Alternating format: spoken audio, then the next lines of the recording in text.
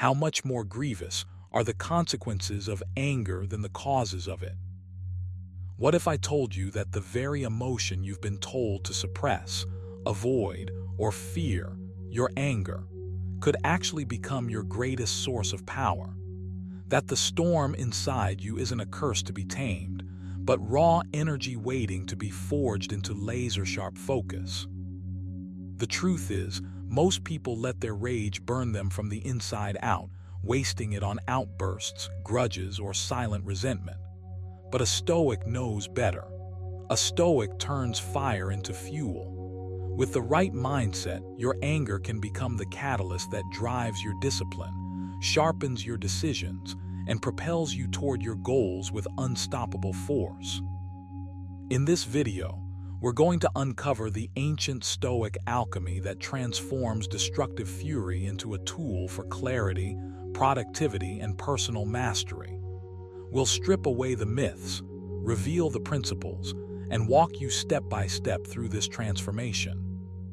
So stay with me until the very end, because once you learn how to turn anger into power, you'll never see this emotion the same way again. You'll stop being consumed by it and start commanding it. Number 1, recognize anger as a signal, not a directive. When anger surges, your first instinct is often to obey it, react, snap, lash out. But here's the truth. Anger is not a commander, it's a messenger. Put it simply, you have power over your mind, not outside events. Realize this and you will find strength. That includes the storms within. When you start seeing anger as a signal, like a flare shot up into the sky, you take back control. It's telling you something.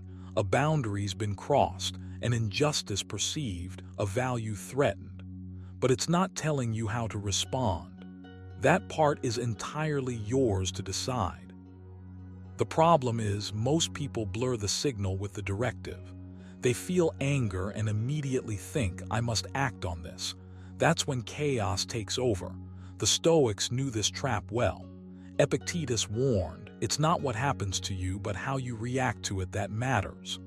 The reaction is where your power lives. So here's the habit to build. The moment you feel the heat rise, don't move, don't speak. Let the signal register without letting it drive the wheel. You're not ignoring your anger, you're decoding it. Ask yourself, what exactly is this pointing to? What truth is buried underneath the fire? The more you practice this pause, the more space you create between feeling and action. That's the space where you can turn raw rage into precise focus. Seneca called anger brief madness, and he wasn't being poetic. When you act in anger, you're essentially handing over your mind to chaos. But when you see it as a signal, you become the interpreter, not the puppet. Here's a simple exercise to anchor this in your daily life. Spot it fast. The second you notice your pulse quicken or your chest tighten, label it silently. This is anger. Breathe deep. 3 slow breaths in through the nose, out through the mouth. Give your brain oxygen and your mind a fraction of calm. Interrogate the message. Ask, what is this trying to alert me to? Focus on the underlying cause, not the face of the emotion. Choose consciously.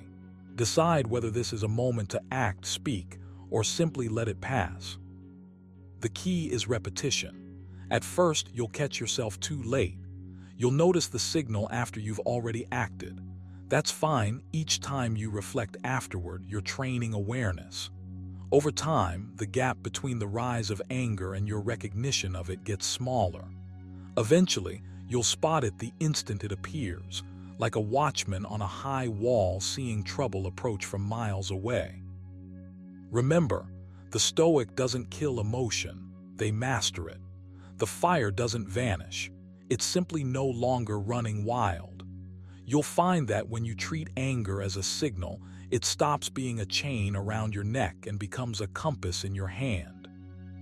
If you're willing, I can also expand this into the next stage. How to turn that signal into focused action without losing your Stoic composure. That's where the real alchemy happens. Number 2, pause and breathe deeply to disrupt the emotional surge.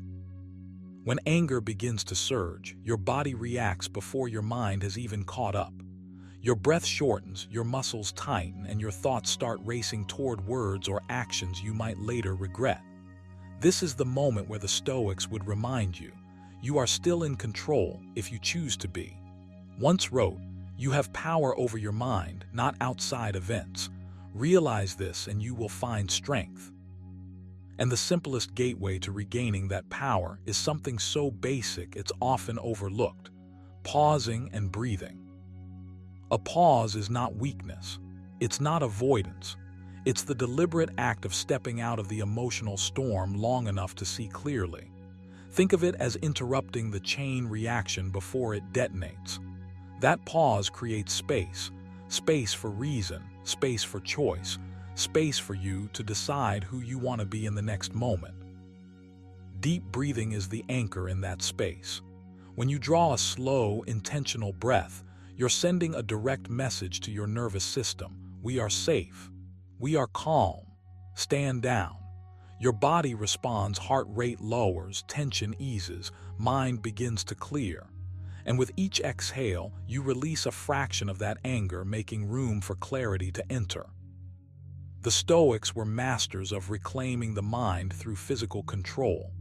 Epictetus taught that it's not events themselves that disturb us, but our opinions about them.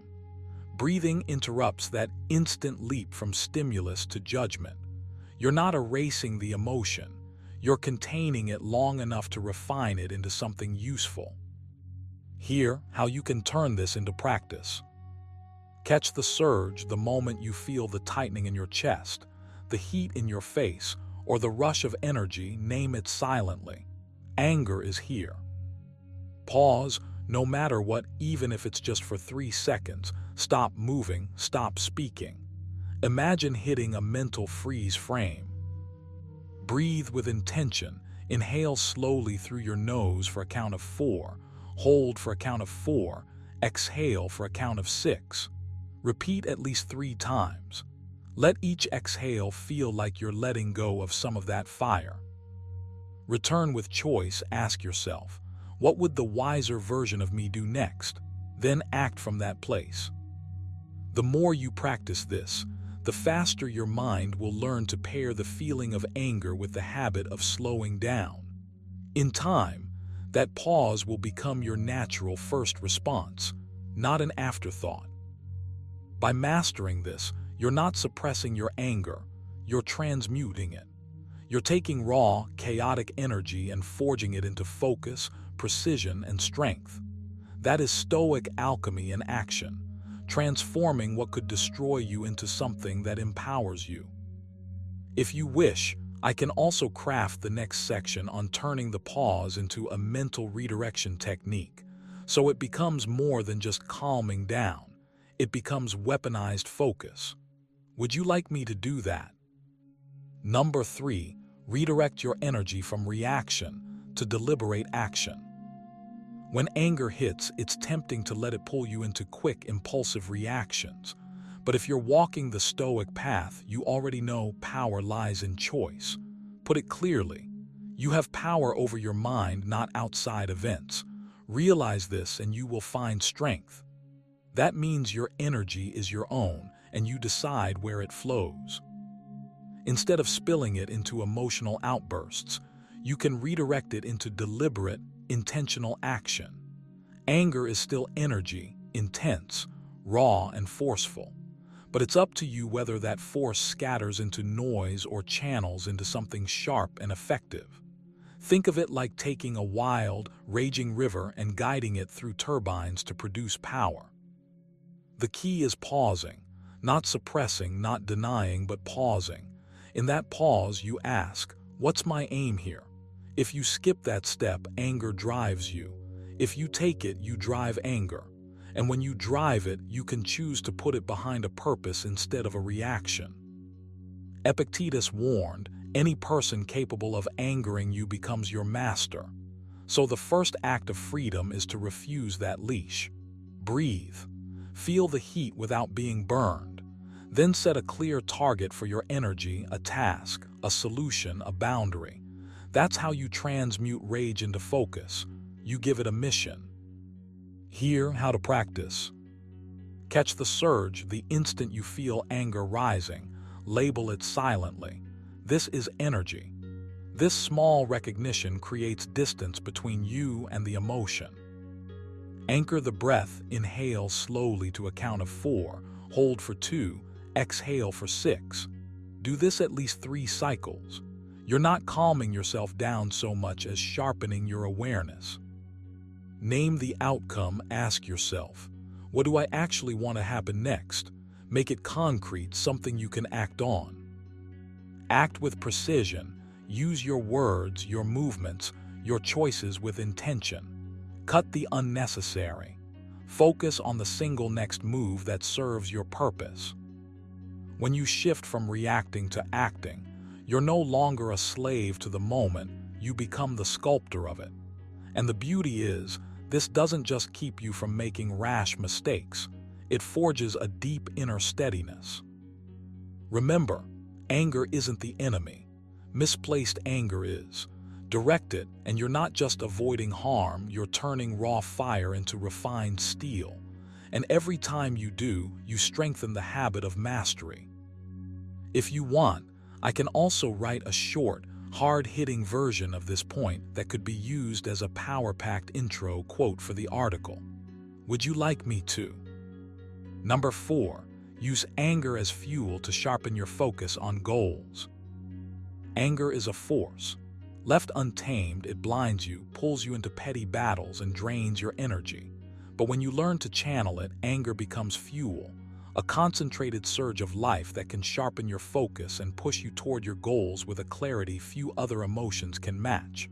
The Stoics never told you to be emotionless. They taught you to master your emotions. As Seneca said, "No man is more unhappy than he who never faces adversity, for he is not permitted to prove himself." Anger, when approached with reason, is one such test. When you feel that fire rise in your chest, resist the urge to scatter it in every direction. Instead, pull it inward. Let it illuminate your path, not burn it down. Ask yourself, what exactly am I angry about? Strip away the noise until you uncover the core, the obstacle, the injustice, the challenge. Then point all that energy toward one thing, action that moves you forward. Anger becomes dangerous when it's aimless. It becomes power when it's precise. This is where focus comes in. The Stoics valued the discipline of directing your mind like an arrow, narrow, unwavering, hitting the mark. You can turn your anger into this arrow. When you feel the heat of rage, picture your goal like a fixed point on the horizon. Every thought, every movement, every breath becomes a step toward it. You're not running from your anger. You're running with it fast, steady, and in the right direction. Practical Stoic exercise. Pause and ground yourself when anger strikes. Stop. Breathe deeply 3 times. Anchor yourself in the present moment. Name the trigger, identify the precise cause. Avoid vague thinking. Clarity strips anger of its chaos. Choose one target, pick a goal, something meaningful that your energy can serve. This could be a task, a skill, a plan. Channel, don't leak. Use the physical tension of anger to fuel your work. Pour it into disciplined, deliberate action. Reflect afterward. Once the storm passes, review your response. Did it move you closer to your goal or further away? Adjust accordingly. Remember, power isn't in suppressing anger, it's in transforming it. Wrote, you have power over your mind, not outside events. Realize this and you will find strength. When you master the art of channeling anger into focus, you're no longer a victim of your emotions, you're their commander. The next time you feel that familiar rush, don't see it as an interruption. See it as a signal. A reservoir of energy has just been unlocked. Don't waste it on arguments or distractions. Pour it all into the work that matters most to you. That's Stoic alchemy, turning raw, volatile emotion into something sharp, steady, and unstoppable. If you'd like, I can also craft a short, punchy, philosopher's battle cry version of this for quick daily motivation. Number 5, reflect regularly to transform anger into lasting wisdom. Anger can feel like fire in your veins, hot, consuming, impossible to ignore. But here's the truth the Stoics knew well. Left unchecked, that fire burns you from the inside. Guided, however, it becomes a forge, shaping you into someone sharper, wiser, unshakable. The key to this transformation is reflection, steady, honest, deliberate reflection. Without it, your anger is just noise. With it, it becomes a signal. Wrote, if you are distressed by anything external, the pain is not due to the thing itself but to your estimate of it. Reflection is how you adjust that estimate. It's where you stop reacting and start learning. You step back, not to run from the heat, but to understand it, its source, its meaning, and its potential to be redirected towards something greater. When you make reflection a habit, you train yourself to dissect the moment without judgment. You see patterns in your thinking. You notice the triggers that light the spark, and more importantly, you notice your choices afterward. This process takes your focus off what anger did to you and places it on what it can do for you, if you channel it. Here's the practice. After every moment of anger, big or small, pause later in the day for 5 minutes. In silence, replay the moment in your mind. Ask, what exactly triggered me? Was my reaction in my control, or did I hand that control away? What would the wiser version of me have done? Don't try to justify. Don't try to condemn yourself either. Just observe. Write your answers down. Over time, you'll see your thinking evolve. You'll watch your emotional reflexes slow down, giving space for choice. Reflection is not about erasing anger. It's about refining it. Seneca said, "The greatest remedy for anger is delay." Reflection creates that delay, not in the moment, but in your future moments. Every time you examine your past anger, you're programming yourself to meet the next one with more poise. And here's the quiet power in this. Wisdom gained from reflection doesn't fade. Once you see a truth about yourself, you can't unsee it. That insight becomes part of your armor. The same situation that once had you clenching your fists now meets a mind that is still, clear, and unshaken. So make reflection a non-negotiable ritual. Let it be the lens that turns every burst of rage into a lesson you carry forward.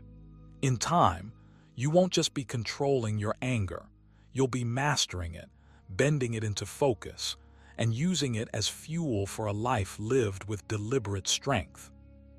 If you want, I can also give you a concise Stoic-style closing paragraph that would make this section hit even harder. Remember, anger is not your enemy, it's raw energy waiting to be shaped.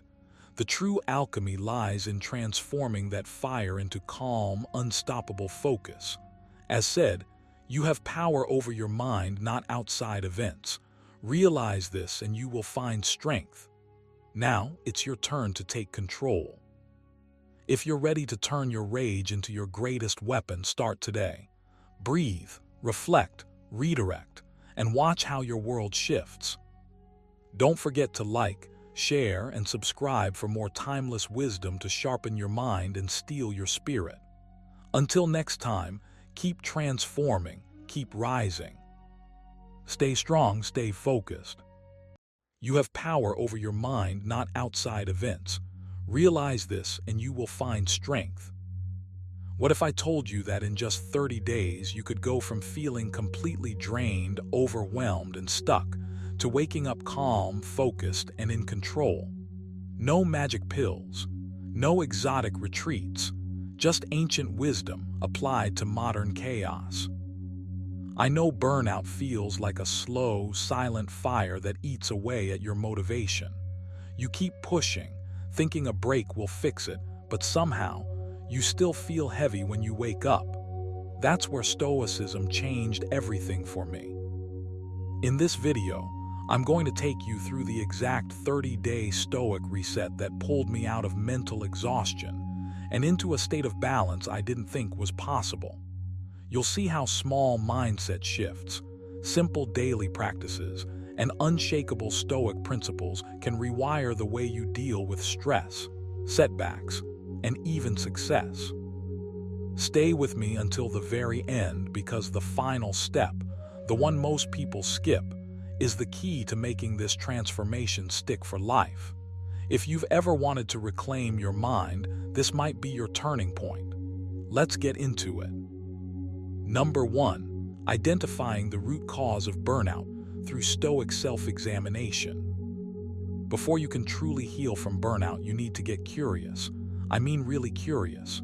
You have to turn inward, peel back the layers of stress, distraction, and obligation, and ask yourself, what is truly exhausting me? The Stoics believed that self-knowledge was the key to freedom. Didn't simply endure life, he dissected it. He urged, look within. Within is the fountain of good, and it will ever bubble up if thou wilt ever dig. This isn't about judgment, it's about discovery. And you can start today. The first step is honesty. Burnout isn't always obvious. Sometimes it hides behind long hours, constant busyness, or a relentless, I have to keep going mentality.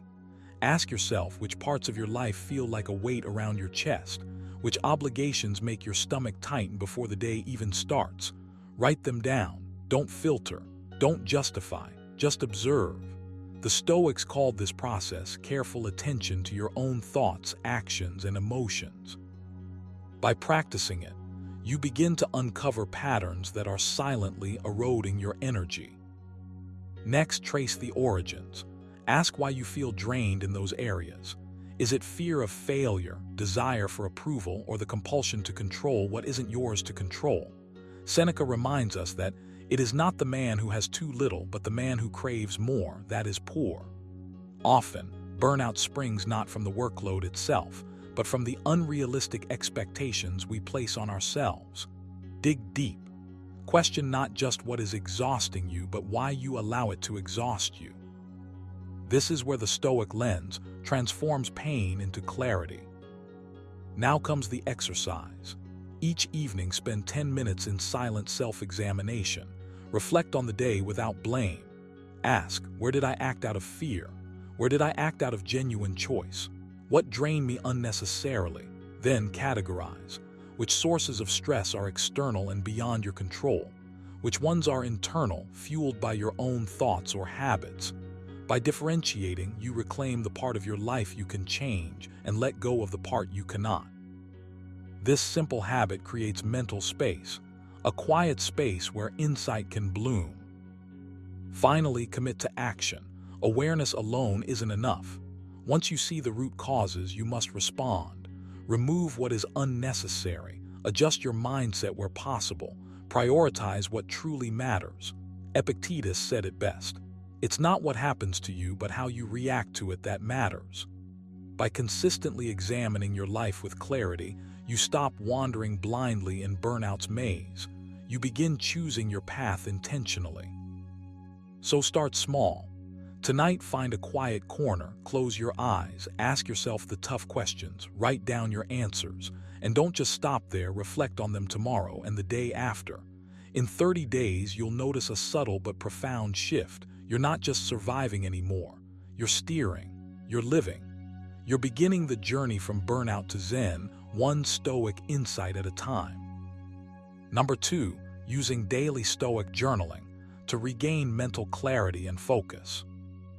When life feels like a storm and your mind is a cluttered mess of deadlines, worries, and endless what-ifs, there's a quiet, almost magical tool that can bring order to the chaos: daily Stoic journaling.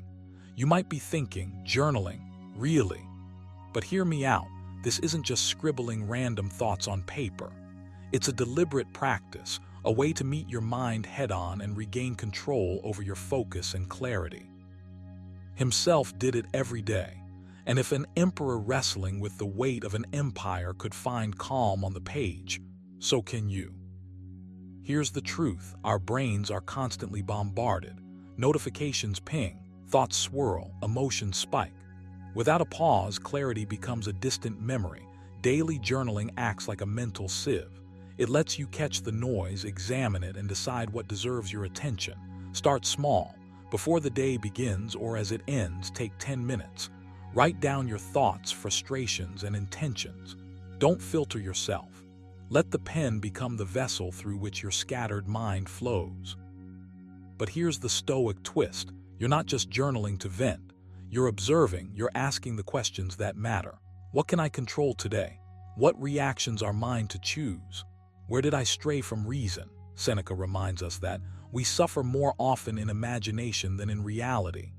When you put your swirling thoughts on paper, you see them for what they are, often exaggerations, fears, or distractions. This simple act helps shrink their power. Next, make it actionable. After you've emptied your mind, take a step further.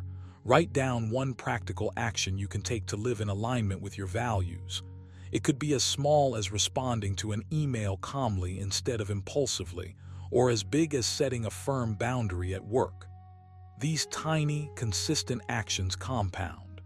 By the end of a month, you're not just clearer, you're sharper, calmer, more deliberate. If you want to level up this practice, try layering in reflection prompts. Ask yourself, what did I do well today? What's within my control and what is? How can I approach tomorrow with more wisdom?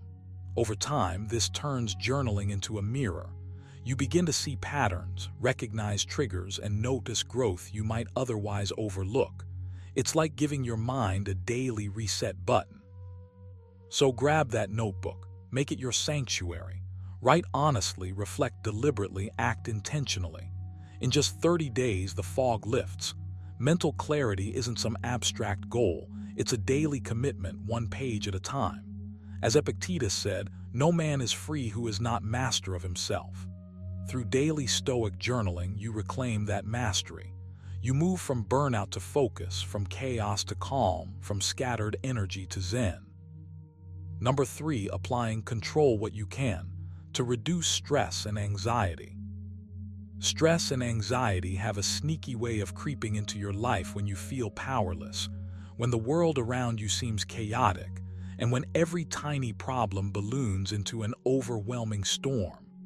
Stoicism, however, offers a simple yet profound antidote. Focus on what you can control and let go of the rest. Imagine how freeing it would feel to release the grip on things that are beyond your reach, to stop wasting energy on the uncontrollable, and instead, channel your effort where it actually makes a difference. That's where the real transformation begins. When you start applying the Stoic principle of controlling what you can, you are taking back the driver's seat of your own mind. You begin by noticing the distinction between external events and your own responses. The world will throw curveballs, deadlines will be tight, people will be unpredictable, plans will crumble, but your reaction is always yours to steer. Said it best, you have power over your mind, not outside events. Realize this and you will find strength. Let that sink in. Strength doesn't come from bending the world to your will. It comes from mastering your own focus, your own choices, your own calm. So how do you make this shift practical, not just philosophical? Start small. Each morning, take 5 minutes to write down the things that are weighing on you.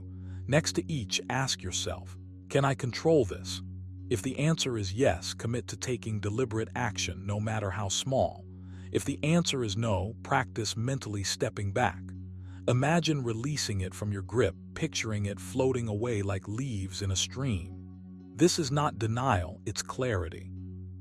It's training your mind to recognize where your energy is most effective. Throughout the day, catch yourself when worry creeps in. Anxiety often disguises itself as a chain reaction.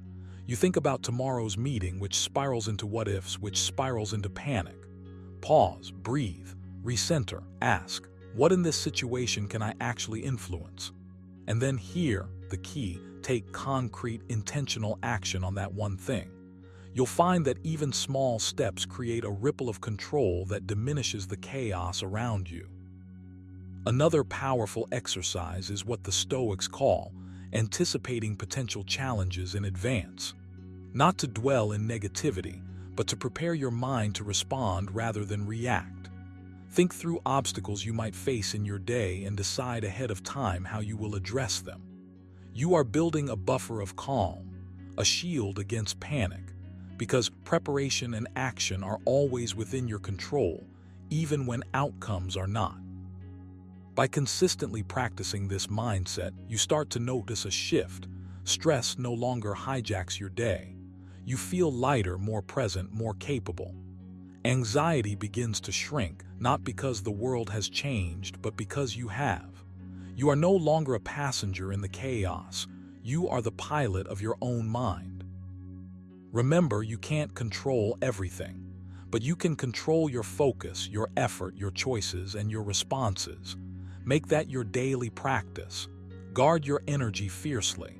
The Stoics weren't seeking a life without challenges. They were mastering how to meet challenges without being ruled by them. You can do the same.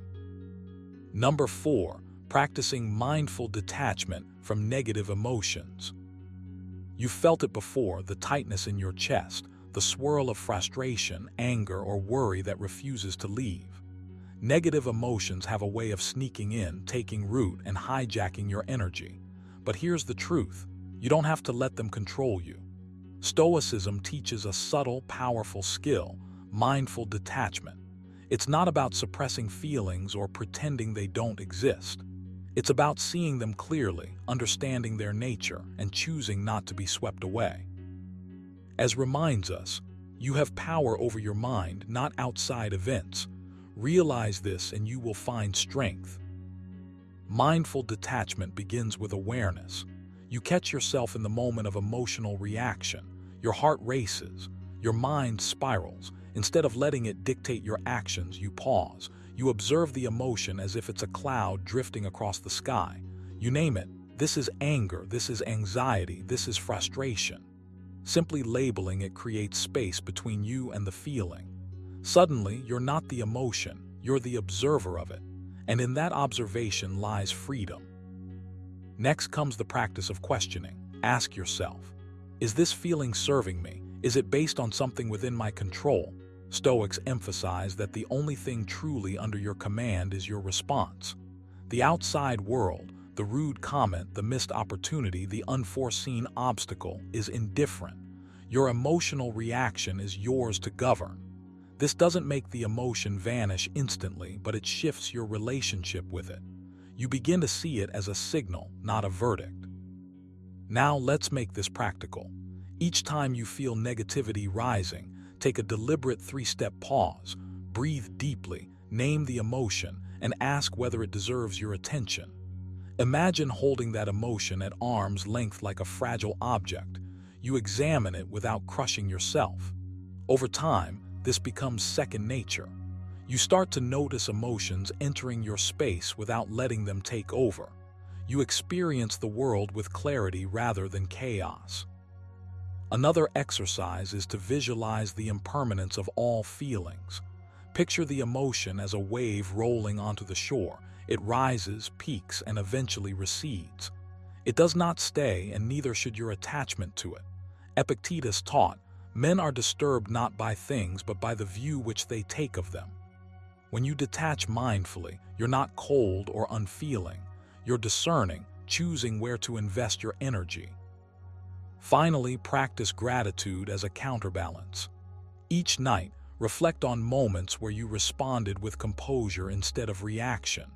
Celebrate the victories, even the small ones. With mindful detachment, you're not just avoiding negativity, you're cultivating peace, resilience, and a clearer path to joy. By committing to this daily practice, you're rewiring your mind. You're building a buffer against burnout. You're claiming the inner calm that's always within reach, waiting for you to step into it. And with every passing day, the storm of negative emotions loses its power. You remain, quietly and firmly, at the center of your own life. Number 5, building unshakable inner peace through consistent Stoic rituals. Building unshakable inner peace isn't something that happens overnight. It's not a switch you flip or a pill you take. It's a practice, a series of small, deliberate rituals that, when repeated day after day, layer calm over chaos until it becomes your default state. Stoicism isn't about suppressing emotion or pretending the world is perfect. It's about training your mind to respond rather than react, to observe rather than be swept away.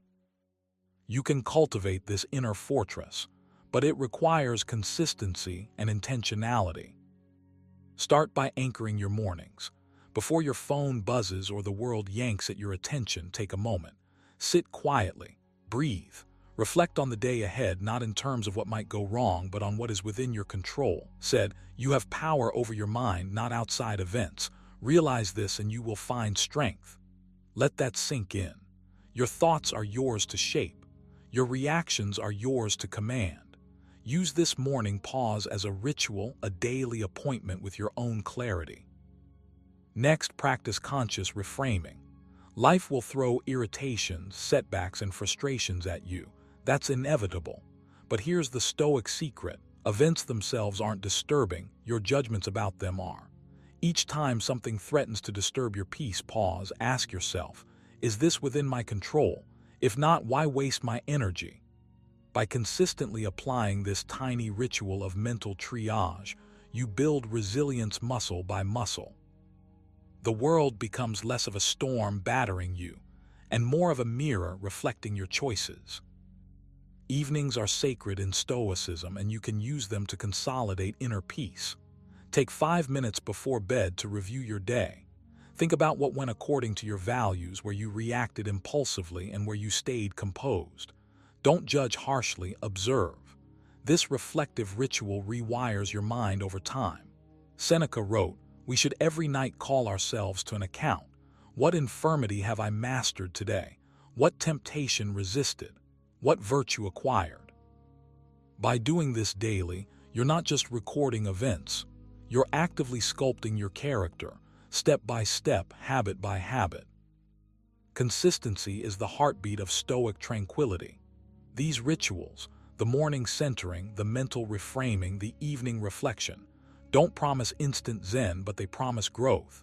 Each day you commit, each moment you pause and choose your response, you are building a mind that is harder to shake, a spirit that is calmer than circumstance.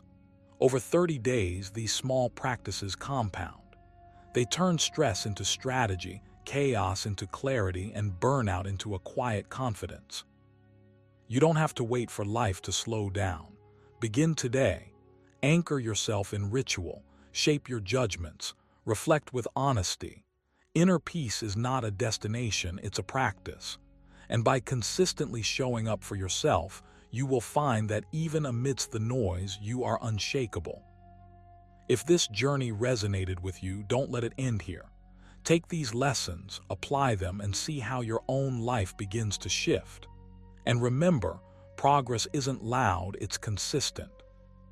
Thank you for watching From Burnout to Zen.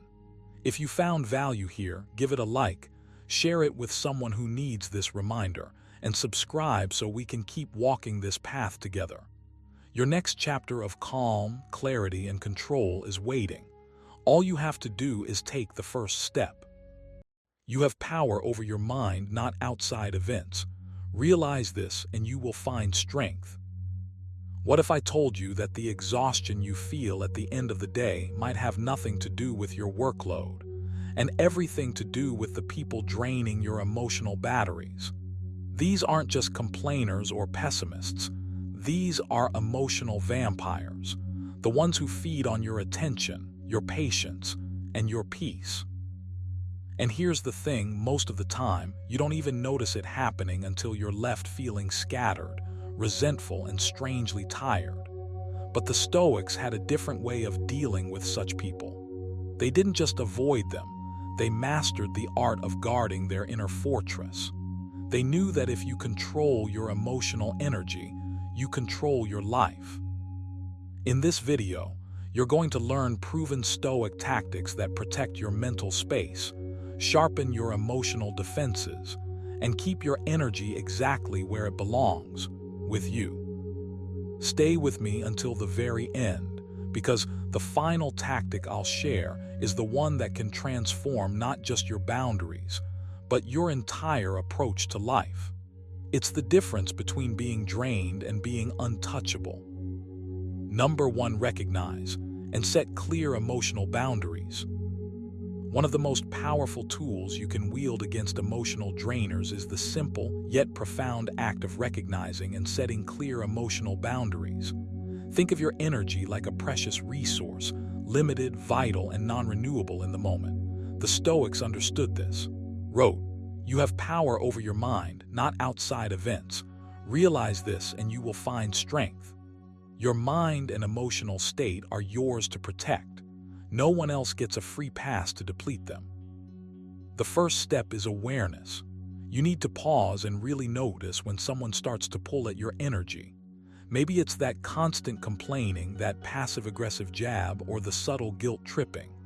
These are the warning signs. Pay attention to how your body reacts. Tight shoulders, shallow breath, irritation bubbling under the surface. That's your inner stoic alarm going off, signaling that a boundary is being crossed. Once you can identify the moments when your energy is under attack, it's time to act. Boundaries aren't about punishing others, they're about preserving your clarity and focus. Start small. If a conversation starts to veer into negativity or manipulation, practice a mental pause. Say to yourself, "I can choose whether or not to engage in this." And then do it. You might need to physically step away, mute notifications, or even politely decline certain interactions. This is not selfishness. This is self-respect. Seneca reminds us, associate with people who are likely to improve you. That means knowing when to step back from those who do the opposite. Next, make your limits explicit. You don't need to justify yourself endlessly. A simple, calm statement works. "I'm not comfortable discussing this," or "I need some time before continuing this conversation." Clear communication is powerful. It signals that your emotional landscape is not negotiable. Practicing this consistently is like building a muscle. Each time you assert your boundary, it becomes stronger and your sense of inner control deepens. But boundaries are more than just defense. They're a form of personal cultivation. Journaling is a practical exercise here. At the end of the day, reflect. Where did my energy feel taxed? What interactions felt constructive versus draining? Over time, you'll start to see patterns and know instinctively which relationships nourish you and which deplete you. This self-knowledge transforms your emotional environment from chaos into calm. Finally, embrace the Stoic mindset that you cannot control others, only your response.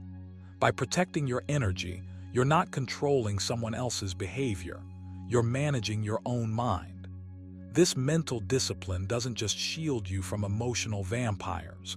It also frees you to invest your energy where it matters, in your growth, your goals, your peace. So start today. Notice your energy, pause before reacting, clearly communicate your boundaries, and reflect daily. Each act is a tiny victory in the war for your mind. Protect it. Guard it fiercely. You deserve nothing less. Number 2, master the art of non-reactive listening. Mastering the art of non-reactive listening is one of the most powerful tools you can wield to protect your energy. It's about showing up fully in a conversation without letting the words thrown at you control your inner state. Picture this. Someone is venting, criticizing, or trying to provoke you. The instinctive reaction is to fire back, defend yourself, or even shut down. But when you practice non-reactive listening, you step into a different space, a space of calm observation and deliberate choice. As reminds us, you have power over your mind, not outside events. Realize this and you will find strength. Non-reactive listening starts with awareness. You have to catch yourself the moment your emotions start to stir. Maybe it's a twinge of anger, a rising urge to interrupt, or that instant defensiveness that tightens your chest. Recognize it, name it, own it. This isn't about suppressing feelings. It's about acknowledging them without letting them dictate your actions. You are the gatekeeper of your energy, and no one else gets the keys. Next, practice deliberate presence. Focus entirely on the person speaking, not on forming your rebuttal or mentally cataloging their faults. Lean into the silence that naturally occurs between their sentences. Let their words wash over you without reaction. Listen not to reply, but to understand, and more importantly, to maintain your center. When you do this consistently, you'll notice a remarkable shift. The chaos outside loses its grip over your inner calm. Stoics teach us that people often speak from their own struggles, their own frustrations, their own inner battles. By mastering non-reactive listening, you create a buffer between their turbulence and your tranquility. You no longer absorb negativity. Instead, you reflect and redirect it. The energy they try to drain from you simply bounces off because you've trained your mind to stay grounded. Practical exercises make this real. Start with a simple one. During a conversation, silently count your breaths while listening. Inhale, exhale, stay anchored in the rhythm of your own body. Notice every time your mind jumps to judgment or defense, then gently bring it back to your breath. Another exercise. Summarize what the other person said in your mind before responding. This forces you to listen fully and slows the automatic impulse to react. Over time, these small practices fortify your mental resilience. Finally, remember this. Mastering non-reactive listening isn't about becoming passive or indifferent. It's about reclaiming your autonomy.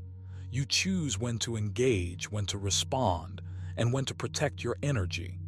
Every time you respond from clarity rather than impulse, you build inner strength. You embody the Stoic ideal of self-mastery in action. So start now. The next conversation that tests your patience is your training ground. Listen fully. Breathe deeply. Respond wisely. Guard your energy with intention, and you'll notice a profound transformation, not in the world around you, but in the fortress of your own mind. Number 3, limit exposure to draining people without guilt. You have a finite amount of energy each day. The Stoics remind us that it's not just your body or your time that matters. It's your mind, your focus, and your emotional resilience. Every interaction with someone who drains you chips away at your vitality. And here's the truth. You don't owe anyone unlimited access to your energy. You have a right, no, a responsibility to protect it. Think about this. When you step into the company of someone constantly negative, critical, or emotionally exhausting, you leave part of yourself behind. It's invisible, but you feel it, tired, irritable, maybe even anxious. Stoic philosophy teaches you to notice this and act intentionally. As Epictetus said, it's not what happens to you, but how you react to it that matters. You get to choose. You get to decide who deserves your attention and who does not. Limiting exposure doesn't mean being rude, cruel, or completely shutting people out. It means setting clear boundaries. It means protecting your mental space like a sacred garden. You can politely decline invitations, step away from conversations that pull you down, or limit the time spent with certain individuals. The key is to do it consciously, without guilt or self-judgment. Guilt is an energy leak. It diminishes your resolve and clouds your judgment. Instead, practice saying to yourself, I am not responsible for other people's energy. I am responsible for mine. Here's a practical exercise. Imagine your energy as a reservoir. Each interaction either fills it or drains it. Start noticing the people who leave you feeling light and inspired versus those who leave you heavy and exhausted. Take note for a week. Then, make intentional adjustments. Maybe you take a short break from certain interactions. Maybe you keep conversations brief and purposeful.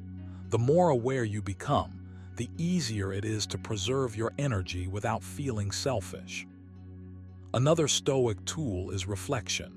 At the end of each day, ask yourself, who energized me today? Who drained me? How did I respond? This simple self-check keeps you mindful and gives you actionable insight. Over time, you'll naturally gravitate toward relationships that respect your boundaries and uplift your spirit. Remember, protecting your energy isn't avoidance, it's preparation. By conserving your strength, you are better equipped to engage meaningfully where it counts.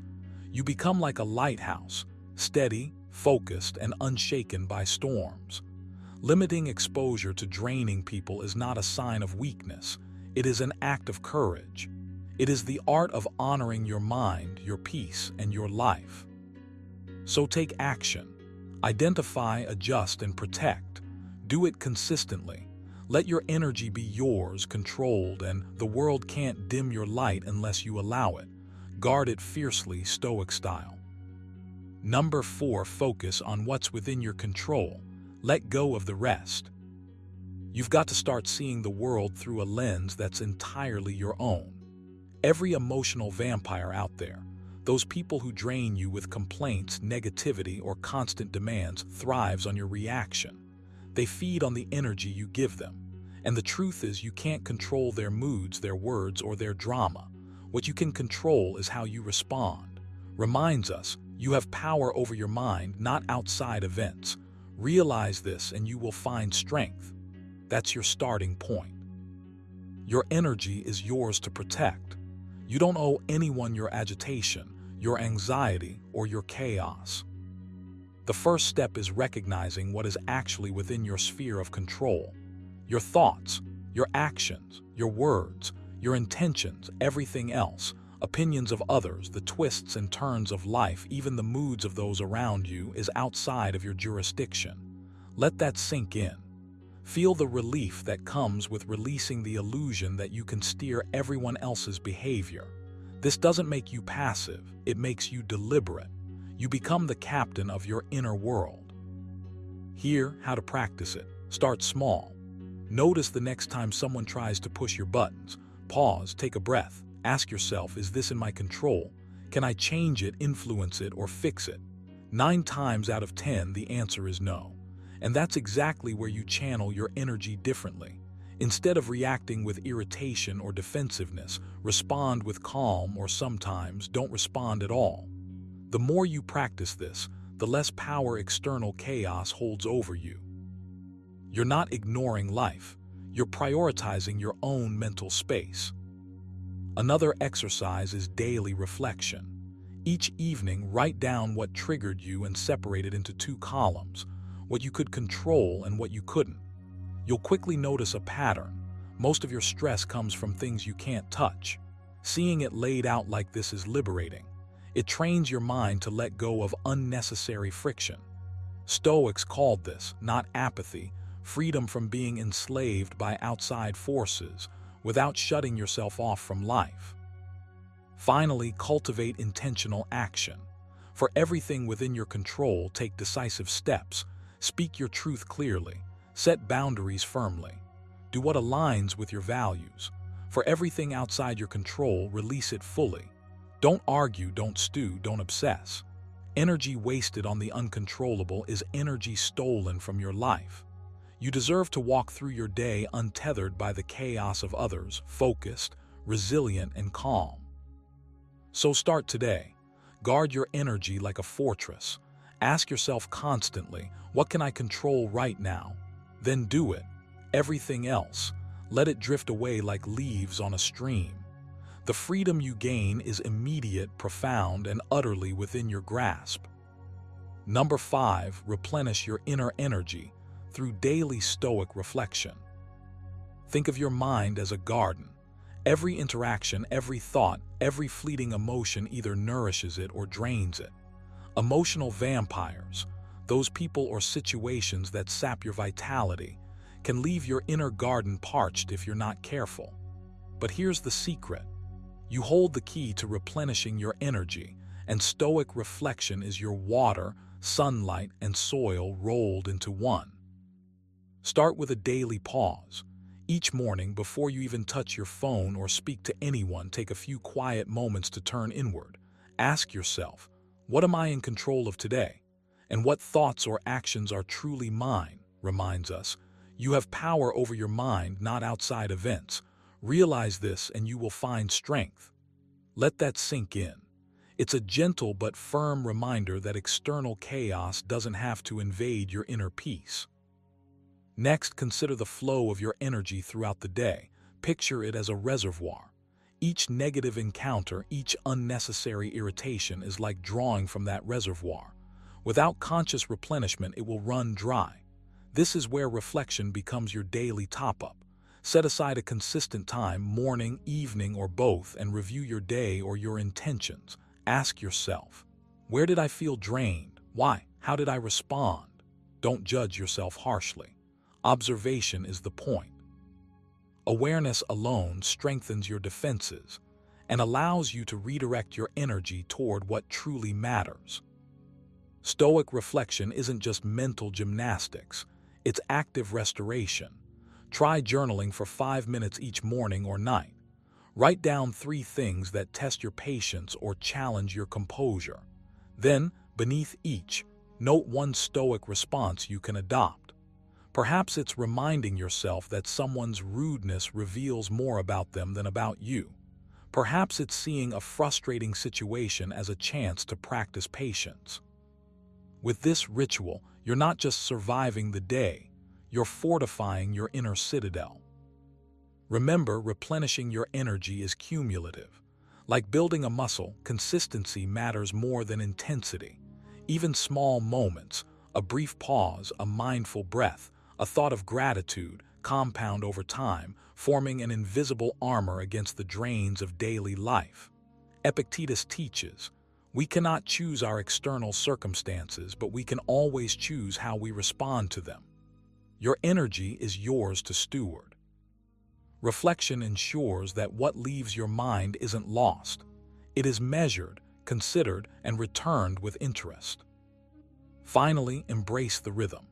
Life will always throw challenges your way, and emotional vampires will always test you. But by embedding daily Stoic reflection into your life, you create a sanctuary inside yourself, a place where clarity reigns and energy is never permanently lost. Make it a habit. Guard it fiercely. Replenish your inner reservoir daily and watch as your resilience grows. You'll move through the world with a steady, calm power, untouched by what seeks to drain you. If you've made it this far, you now hold the tools to stop emotional vampires from draining your energy, and more importantly, you know how to guard your peace like a true Stoic. The choice is now yours. Will you keep letting others dictate your inner state, or will you step into the day as the master of your own mind? Guard your energy as you would guard your life, because in many ways it is your life. When you protect your focus, your peace, and your inner fire, you create space for your highest potential to thrive. So go out there, observe, detach, and hold your ground. Be the stillness in the storm, the unshaken rock in the river. And the next time someone tries to drain you, you'll know exactly how to respond, with calm, clarity, and unshakable resolve. Stay disciplined, stay unmovable, and as always, hold the line. We are more often frightened than hurt, and we suffer more from imagination than from reality. Seneca. What if I told you that every bad habit you're struggling to shake isn't really some unstoppable force, but simply a pattern you've trained your mind to follow? Imagine waking up tomorrow with the power to break free from that cycle, not by sheer willpower, but by mastering your mindset the Stoic way. Sounds too good to be true. Stick with me, because this video will change how you see bad habits forever. Here, you'll discover the timeless wisdom Stoics used to conquer destructive behaviors without guilt or frustration. It's not about fighting harder, it's about understanding deeper. I'll walk you through practical steps rooted in Stoic philosophy that empower you to dismantle bad habits piece by piece. Make sure to watch till the very end, because the final insight holds the key to lasting change. A secret that most people miss but the Stoics nailed centuries ago. Ready to take control and transform your habits from the inside out? Let's dive in. Number 1. Acknowledge the habit without judgment. You've got a habit that's dragging you down. Maybe it's something small, maybe something that's been sticking around for years. The first step to overcoming it, don't beat yourself up about it. Seriously. Instead, start by acknowledging that habit, not with anger, shame, or frustration, but with clear, calm awareness. Imagine you're a scientist studying your own mind. Said, if you are distressed by anything external, the pain is not due to the thing itself, but to your estimate of it. And this you have the power to revoke at any moment. You see, the judgment, the harsh self-criticism, is not only unnecessary, it clouds your vision. When you catch yourself slipping into that habit, just observe it. Notice it like a curious observer. What triggers it? How does it feel? What thoughts come before, during, and after? This simple shift in mindset is powerful, because when you stop labeling yourself as bad or weak, you clear the path to real change. You create space for understanding. You stop feeding the negative spiral and start building a foundation for growth. Here's a practical exercise. The next time you feel the pull of that habit, pause for a moment, take a slow breath. Mentally note, there it is, the habit. No judgment. No, I shouldn't. Just acknowledgement. Then ask yourself, what need is this habit trying to meet? This question gets you closer to the root without blame. Remember Epictetus, wisdom. It's not what happens to you, but how you react to it that matters. Your reaction can either chain you to the habit or free you from it. You're not your habits. You're the one who notices them, who learns from them, who decides what comes next. Start there. Acknowledge without judgment. That's your gateway to transformation. Number 2, understand the root cause. When you're trying to break a bad habit, the first thing a Stoic does is pause and dig deep. Why? Because habits aren't just random behaviors popping out of nowhere. They're symptoms and signals from beneath the surface. You need to understand the root cause. Without this, you're just scratching the surface, playing whack-a-mole with your habits, and that gets exhausting. You might ask, why does this happen to me? Why do I keep falling into the same trap? Here's the Stoic truth. Your actions flow from your beliefs and judgments. Epictetus reminds us, it's not what happens to you, but how you react to it that matters. So, what underlying thought or emotion fuels your habit? Is it boredom, anxiety, seeking control? Or maybe it's a craving to escape discomfort. Pinpointing that is your real breakthrough. Once you find the root, you're empowered. You see the real enemy, not just the habit itself, but what's behind it. That's where change begins. It's like cutting the weed at its root rather than just trimming the leaves. Try this exercise. Next time you catch yourself slipping into that habit, stop. Ask yourself, what am I really feeling right now? Write down your thoughts. Over time, patterns will emerge. Awareness is the first step to mastery. Remember this advice. Don't hanker after what you don't have. Instead, fix your attentions on the finest and best that you have, and imagine how much you would long for these if they weren't in your possession. This applies here too. Focus on your power to understand and change, rather than the frustration of failing. By grasping the root cause, you're not a victim of your habits. You become the craftsman of your own mind, patient, persistent, and purposeful. This is how a Stoic overcomes bad habits, not by force but by wisdom. Now it's your turn. Dig deep, find your root, and watch yourself grow. Number 3, focus on what you can control. When it comes to breaking bad habits, one of the most powerful tools you have is something you might often overlook, focusing on what you can control. It sounds simple, maybe even obvious, but it's a game changer. The Stoics knew this well. Epictetus said it clearly. Some things are up to us and some things are not. Your bad habit, that's part of what you can influence, if you choose to. Here's the thing, too often you get tangled up in the noise around you.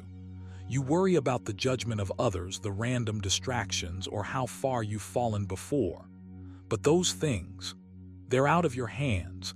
Instead, zero in on the one thing that's yours, your actions, your decisions, your focus. That's your territory. That's your power. So how do you put this into practice? Start by noticing the moments when your bad habit tries to take hold. Don't fight the urge by spiraling into frustration or guilt.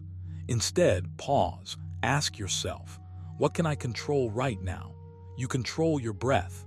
You control your next step. You control whether you engage with the habit or redirect your attention. This simple question grounds you in the present and arms you with clarity. Reminds us, you have power over your mind, not outside events. Realize this and you will find strength. That means when temptation rises, you don't have to be its prisoner. You're the captain of your mind, steering it away from what weakens you toward what builds you. Here's a practical exercise to build this muscle. Each day, pick one small moment where you usually fall into your bad habit. Before it happens, consciously name what is out of your control, maybe the urge, the distraction, the discomfort, and what is within your control, your choice to act differently, even if it's just for a minute. Repeat this often. Over time, your mind will train itself to focus on your actions, not on the overwhelming feelings or external triggers. Remember, this isn't about perfection. It's about steady progress, guided by the truth that your power lies in your own choices. When you embrace that, breaking bad habits stops feeling like a battle against the world and starts feeling like a reclaiming of your inner freedom. You're not helpless. You have the tools right here. Now it's time to use them. Number 4, replace the habit with a positive action. All right, let's get straight to the heart of this. Bad habits don't vanish just because you wish them away. They cling tight, whispering their familiar promises, pulling you back to old patterns. But here's the key: a Stoic doesn't just fight the habit head-on and hope it disappears. No, you replace it. You swap the old with something better, something that builds you up instead of breaking you down. Think about it. When a habit tries to sneak in, your mind's got a gap, a little space waiting to be filled. If you fill that space with nothing, guess what? The bad habit will rush back to claim it. But if you fill it with a positive action, you're reshaping your mind. You're training your will. Reminds us, you have power over your mind, not outside events.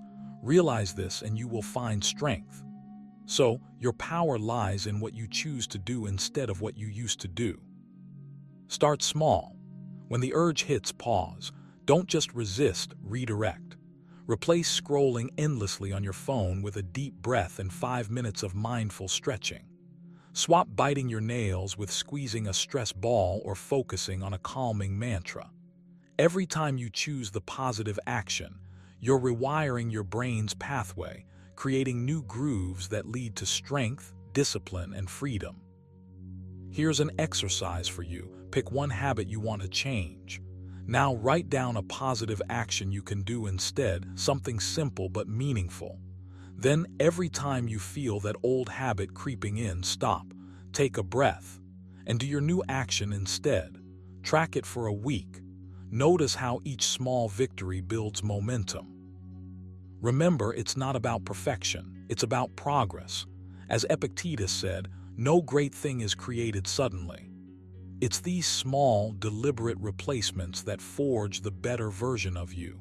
You're not just breaking a habit, you're crafting a new identity.